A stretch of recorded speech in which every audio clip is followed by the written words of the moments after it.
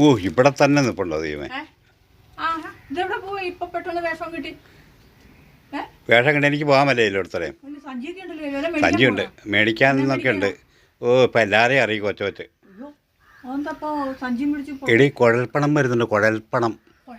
ആ നീ അവിടെ കുറേ കുഴൽ കൂട്ടിയിട്ട് കണ്ടില്ലേ? ആ അതിനകത്തോടെ കുഴൽപ്പണം വരും. ഇപ്പോഴാ വരുന്നേ.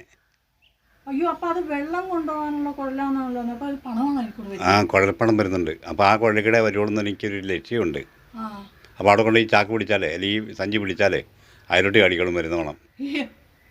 ഇതൊക്കെ നടക്കുന്ന കാര്യമാണ്. അതിനൊന്നും നടക്കാത്ത തന്നെ കുഴൽപ്പണം ഞാൻ കേട്ടിട്ടുണ്ട്. പക്ഷെ അത് ഇങ്ങനത്തെ ഈ വെള്ളം വരുന്ന കൊള്ളിക്കൂടൊന്നും പിന്നെ എങ്ങനെയാ? അത് ഏതാണ്ട് കള്ളത്തരത്തിലുള്ള കള്ളത്തരത്തിലോ? എന്തോ കള്ളത്തരമുള്ള ഏർപ്പാടാ അത്.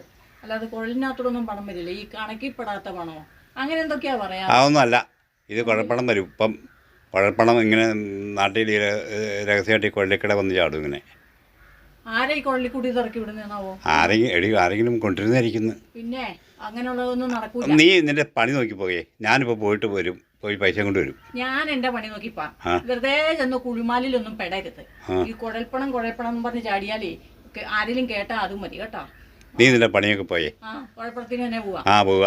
കുഴൽ കൂടെ ചാടും. കുഴൽക്കൂടെ ചാടും. ഞാൻ സഞ്ചി കൊണ്ട് വെച്ച് കൊടുക്കും, പൈസയായിട്ട് വരികയും ചെയ്യും. എന്നാ പിന്നെ വലിയൊരു ചാക്ക് എടുത്തോണ്ടോ. നീ കണ്ടോ, നാളെ ഞാൻ പൈസക്കാരനാവും. പോയി വല്ലത്തും പോയി കുടുങ്ങരുത് കേട്ടോ. കുഴപ്പണ അത്രേ. പോയിട്ട് വരട്ടെ. പോയിട്ട് വാ. കിട്ടിക്കോളും. മേടിച്ചോണ്ട് നീ നിന്റെ പണിയൊക്കെ പോ. ഞാൻ പണി നോക്കിക്കോളാം.